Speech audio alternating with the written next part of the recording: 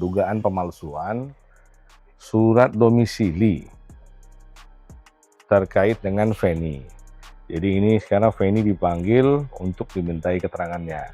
Feni tidak tinggal di satu wilayah, tapi tiba-tiba Feni bisa memiliki domisili. Feni itu tinggal di wilayah itu tanpa sepengetahuan daripada Feni. Kaget, karena Feni nggak pernah bikin domisili, nggak pernah tinggal juga di Purwakarta. Sempat mempertanyakan ke mantan suami? Itu ketahuannya setelah udah pisah. Dia datang meminta surat nikahnya, lalu dikasih mereka lah surat pernyataan itu. Dan yang lebih kaget lagi pada saat dia melihat ada surat domisili itu. Yang jelas yang menandatangani sudah menyebutkan nama yang berikut juga sudah dipanggil. Nah, yang berikutnya itu juga sudah menyebutkan nama orang yang meminta dia untuk datangi kepala desa. Nah, itu mungkin minggu depan akan dipanggil. Jadi segampang itukah untuk mendapatkan surat domisili di Indonesia? Ya. Surat domisili ini kan akar. Bisa berlanjut ke KTP. KTP bisa berlanjut ke KK, KK bisa berlanjut ke paspor, ya. Jadi jangan sepele, alah cuma surat domisili, enggak dong. Nah ini secara nggak langsung kita juga mau menertibkan ini. Merusak mental anak juga iya, merusak mental ibunya juga iya. Dia pengen cepat mendapatkan keadilan untuk hal ketidakmanusiawian yang telah terjadi kepada dia. Kita ini bergerak berdasarkan materi loh, berdasarkan koridor loh, ya. Kalau memang ada kalanya kita berbicara A, B, C, ya memang banyak pelanggarannya. Nanti kalau dibilang kenapa pada saat bahas ini kita bahas itu, memang ini bersambung loh. Jadi ini kayak ada serial A, serial B, serial C, ya. Pada saat kita ngomong A, efek dari A masuk ke B. Pada saat masuk ke B, masuk ke C. Jadi ini rangkaian. Kalau kita bahas terputus, nanti nggak nyambung. Kita harus bahas secara keseluruhan. Dia hanya mengatakan hal-hal yang untuk memproteksi dirinya. Jadi jangan dibiasin loh, jangan membias. Ya, kita tidak menggunakan kata-kata untuk bermain dengan keadaan. Tapi memang keadaannya yang lagi seperti itu.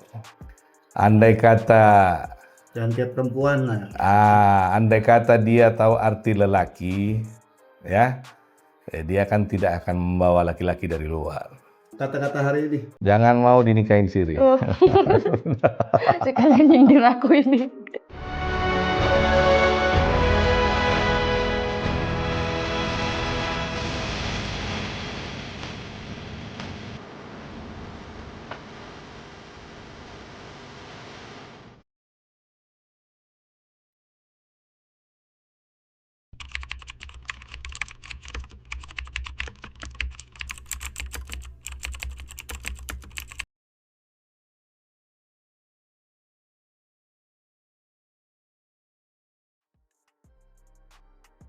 Ya, pagi ini kita mau ke Jawa Barat ya, ke Polres Purwakarta.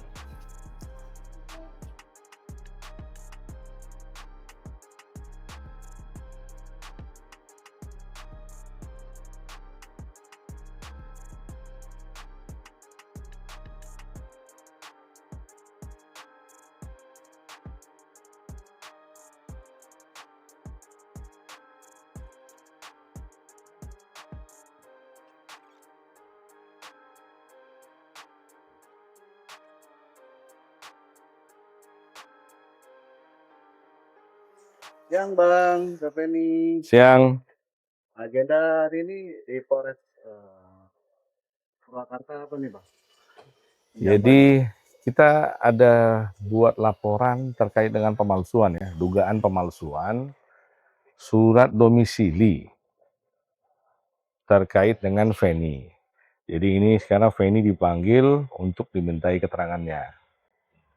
Jadi biar kita selesai dulu BAP-nya agar lebih enak ngelanjutin komentarnya. Tapi sejak kapan Bang laporannya Bang? Sudah lama. Jadi kan saya bilang, saya nggak suka bikin lapor, bikin ngomong, nggak bilang, saya sudah buat, nah udah. Dan saya juga nggak pengen membuktikan saya buat, bilang sekian, saya buat sekian, enggak. Ya yang mana melanggar, itu saya harus buat. Gitu. Karena saya pengacara, bukan Markus ya. Nah, dibedakan. Tapi apa sih yang dilaporkan Bang? terkait domisili tadi yang dimaksud? Jadi gini, Feni tidak tinggal di satu wilayah, tapi tiba-tiba Feni bisa memiliki domisili. Feni itu tinggal di wilayah itu tanpa sepengetahuan daripada Feni. Dan itu Feni sebelumnya mengetahui atau tidak, Bang? Feni tidak tahu. Setelah selesai ini semua, baru Feni melihat ada domisili dengan nama Feni di alamat yang Feni tidak tinggal. Gitu. Berarti terkait pemalsuan dokumen, Bang? Tapi bukan yang disumpah ya. Bang, slide lihat mana aja Bang yang dilaporkan? Ya, kita urutin aja. Untuk sekarang kita laporin pihak yang mengeluarkan. Dari KUA atau? Dari instansi desa. Ya, mereka mengeluarkan, ya kita laporkan berurut aja. Saya urutin dari yang tanda tangan. Lalu ada yang membawa ke yang tanda tangan. Lalu ada yang menyuruh orang membawa ke tanda tangan. Lalu ada yang meminta kepada orang yang menyuruh kepada yang membawa kepada tanda tangan. Lalu ada yang memerintah di atas ini lagi. Nah, nanti ya biar diikutin lah. Yang jelas ini nanti ujungnya sampai ke Jakarta.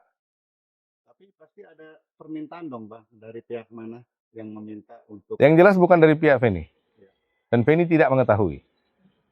Dan dia menjadi kaget pada saat melihat fisiknya. Karena dia tidak pernah tahu. Dan dia juga tidak tinggal di situ. Domisilinya, tempat tinggal tidak di situ. Kartu keluarga tidak di situ. Tapi dia bisa punya domisili dari situ.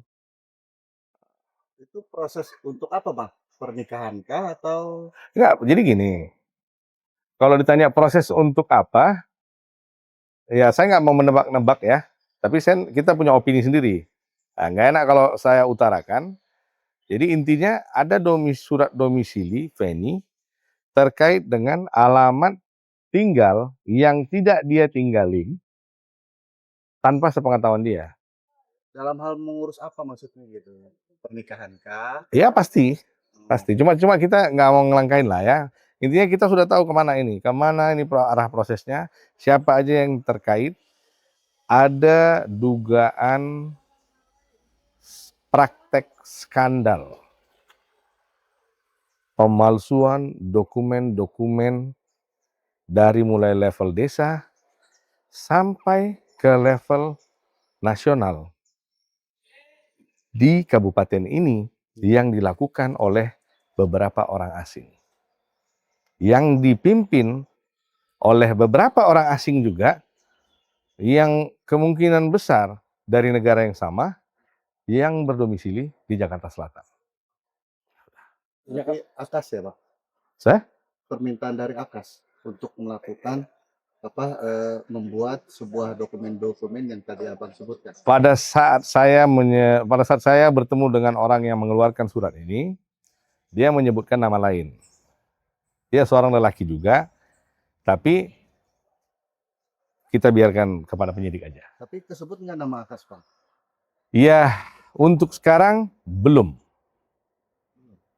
Karena yang menandatangani masih ke yang mengantar. Mengantar masih ke yang meminta.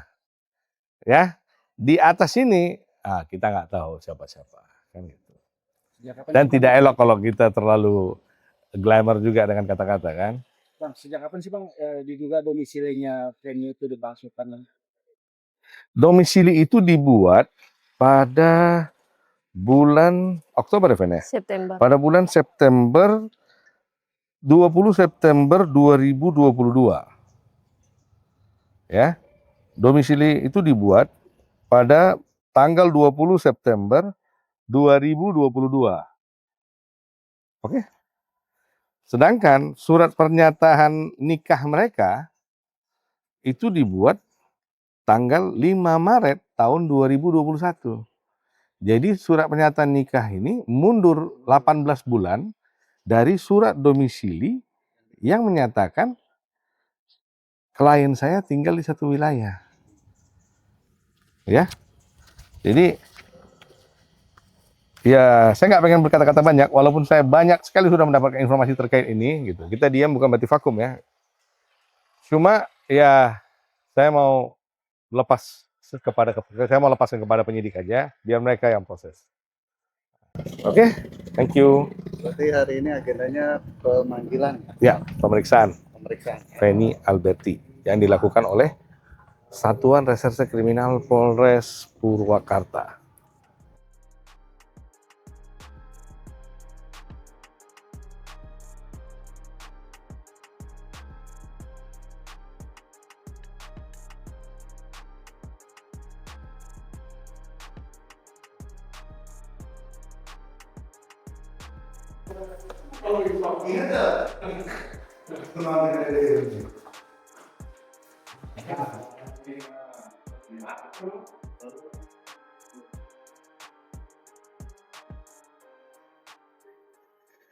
Ya, Oke. Feni. Bang, jadi bisa dijelaskan tadi Kak Feni dimintai keterangan ya sebagai pelapor. Yap. Nah, itu ada berapa pertanyaan Bang? Tadi ada 16 pertanyaan semua. Terkait apa aja Bang? Ya terkait dengan permasalahan inilah, bagaimana terbitnya domisili itu, mengapa, untuk apa, oleh siapa, ya sudah dijelaskan semua. Dia tidak tahu menahu tentang adanya surat domisili tersebut. Itu berkas terkait domisili itu diantar langsung oleh Akas, mantan suaminya Feni, atau ada pihak lain, kurir mungkin yang ngasih? Surat domisili ini ada di lemarinya Feni di Jakarta. Ya, dan Feni tidak pernah tahu adanya surat domisili atas nama dia di alamat tersebut. Jadi kita nggak mau mengatakan siapa yang membuat dan meletakkan. Intinya ada tanda tangan di surat itu. Jadi kita mulai dari tanda tangan itu. Berarti ada tanda tangan Akas sendiri? Ada tanda tangan pimpinan desa itu. Selain pimpinan mungkin pasti kan? Enggak ada. Namanya surat domisili itu pasti hanya wewenang daripada penguasa wilayah. Tapi ini begitu tahu ada dokumen yang boleh dikatakan itu bukan asli atau palsu gitu. Gimana sih ceritanya? Begitu tahu, sempat kaget kah? Nggak tahu, dokumennya nggak tahu awalnya. Ya, perasaannya gimana pada saat pertama kali melihat dokumen Kaget, itu? kaget. Karena Penny nggak pernah bikin domisili, nggak pernah tinggal juga di Purwakarta. Sempat mempertanyakan ke mantan suami? Itu ketahuannya setelah udah pisah. Oh, setelah udah pisah? Iya. Oke. Nah, terus akhirnya putus komunikasi di situ ya? Iya. Waktu itu apa aja sih yang dibaca oleh KPN itu apa? Dokumentasinya terkait apa aja selain domisili? Peruntukannya apa gitu? Jadi Penny nggak minta domisili, mintanya surat pernyataan nikah. Mintanya surat nikah. Surat nikah. Nah, mintanya surat nikah, Iya. tapi dikasih surat pernyataan nikah. Dan pada saat bongkar-bongkar lemari, dapat lagi surat domisili. Jadi nanti jangan dibalikin lagi, dibilang Feni yang suruh urus, Feni yang mengurus. Jadi Feni mendatangi tempat rumah di mana pernikahan siri dia itu terjadi, dilakukan, meminta bukti.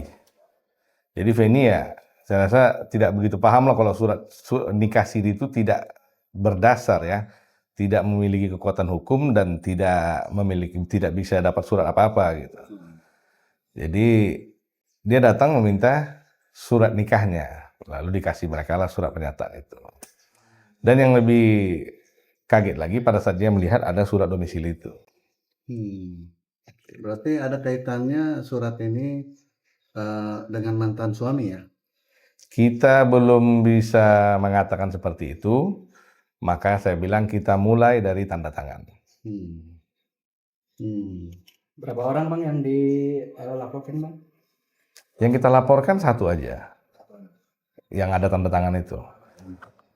Dan ini dua orang sudah dipanggil,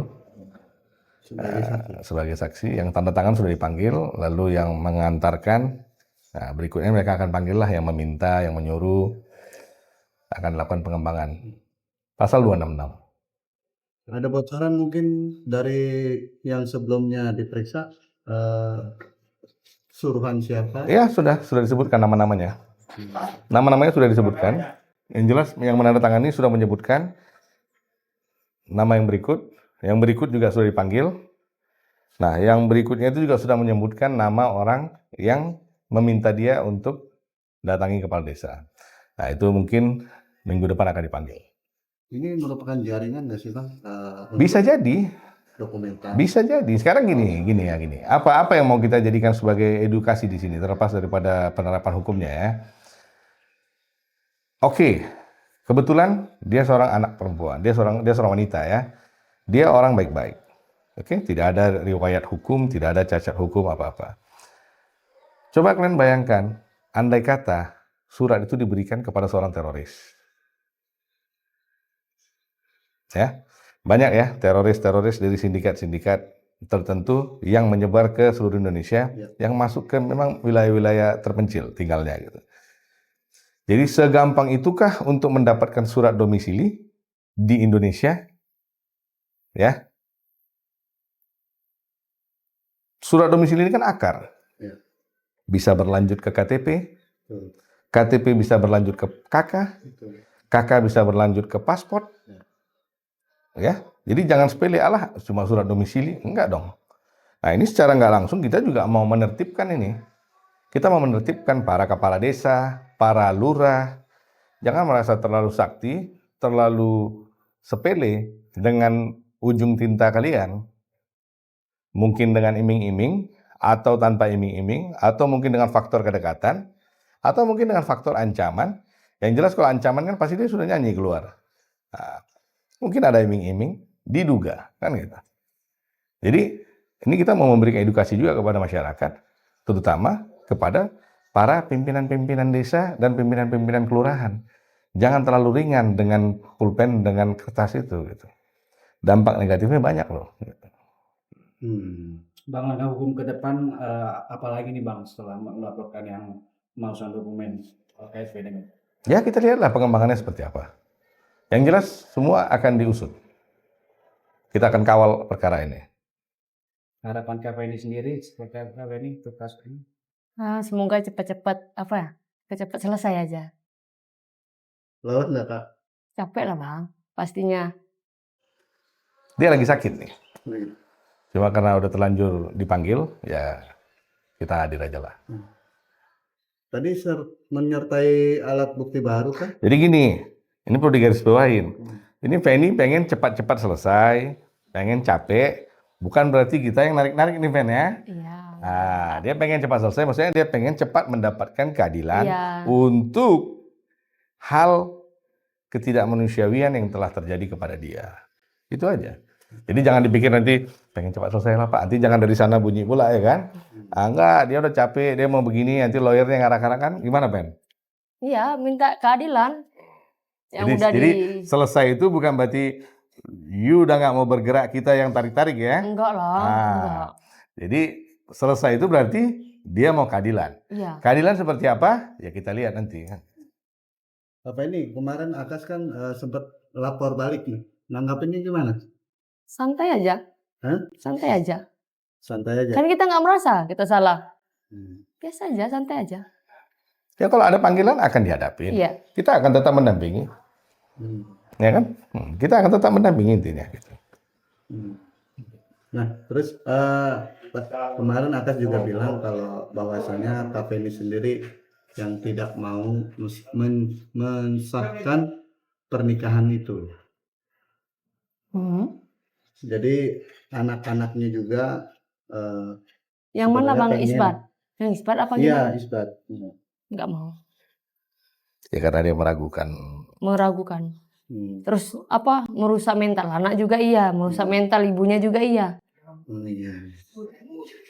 Nah, terus kan dari Akas juga kemarin sempat bilang kalau KPNI ini apa namanya seolah-olah menggiring membenci ayah dari anak-anaknya. Enggak, kan di statement dia sendiri yang ngeluarin, bukan Penny yang ngada-ngada. Emang dia kan yang meragukan anaknya, nggak, bukan Penny. Ya bayangin aja itu kalau satu saat anak-anak besar melihat, Iya. mereka akan tahu sendiri kan. Coba di statement mana Feni menghancurkan image si A sebagai seorang ayah. Coba kasih di mana. Terutama yang bisa meracuni anak-anak, kan tidak ada. Jadi Kita kan gini, ya, Mas. Kita ini bergerak berdasarkan materi loh, berdasarkan koridor loh. Ya. Kalau memang ada kalanya kita berbicara A, B, C, ya memang banyak pelanggarannya. Nanti kalau dibilang kenapa pada saat bahas ini kita bahas itu, memang ini bersambung loh. Jadi ini kayak ada serial A, serial B, serial C, ya. Pada saat kita ngomong A, efek dari A masuk ke B. Pada saat masuk ke B, masuk ke C. Jadi ini rangkaian. Kalau kita bahas terputus, nanti nggak nyambung. Kita harus bahas secara keseluruhan. Ya? Tapi menyikapi terkait soal penyakit itu yang Kak Penny gembar-gemborkan, akhirnya kan bisa berdampak juga terhadap anak. Gimana? Gimana maksud Bang? Ya. Penny nggak ada bilang dia. Penny mana ada gembor-gembor. Nggak ada bilang dia itu. Dari Kak Penny-nya atau dianya gitu kan? Jadi Bang, gini. Pihak sana mengatakan begitu, menggambar-gemborkan kalau misalnya ada penyakit yang Banyak gini ya. Banyak orang yang tidak bisa menafsirkan kata-kata daripada seorang manusia. Dan banyak orang menafsirkan kata-kata seorang manusia berdasarkan keinginan dan daya cerna pemikiran dia. Sementara yang dia ingin sampaikan itu beda. Ya. Tapi mereka kadang menafsirkan dengan pengertian mereka. Nah, kita tidak bertanggung jawab dong dengan pemikiran orang yang dari sisi dia. Yang jelas, dia tidak pernah mengatakan itu. Dia hanya mengatakan hal-hal yang untuk memproteksi dirinya. Jadi jangan dibiasin loh. Jangan membias. Ya. Kita tidak menggunakan kata-kata untuk bermain dengan keadaan. Tapi memang keadaannya yang lagi seperti itu. Selain Kak Penny, Bang Deren juga sempat ada bukan diserang ya, lebih mungkin kayak mengkritik atau apa dari pihak sana seolah-olah banci apa segala macam. Apa? Banci. Perempuan. Oh, jadi ya andai kata Jangan kayak perempuan lah. andai kata dia tahu arti lelaki, ya, dia kan tidak akan membawa laki-laki dari luar. Ya udah, intinya itu aja. Biasalah dalam dunia praktek kita kan. Apa itu? Terakhir mungkin. Ya intinya lalat tidak akan mau hinggap di lampu taman. Itu aja sih. Kak Penny, apa yang mau disampaikan nih? Sampaikan apa Bang? Buat pihak sana yang sudah melaporkan balik. No komen aku Bang. No Hmm? komen. Kata-kata hari ini apa? Kata hari ini semangat. Mau dengar dari lawyernya? Oh, kata-kata hari. Nggak ditanya lawyernya? Iya sekalian. Saya belum dengar pertanyaan. Kata-kata hari ini. Jangan mau dinikahin siri. Sekalian nyindir aku ini.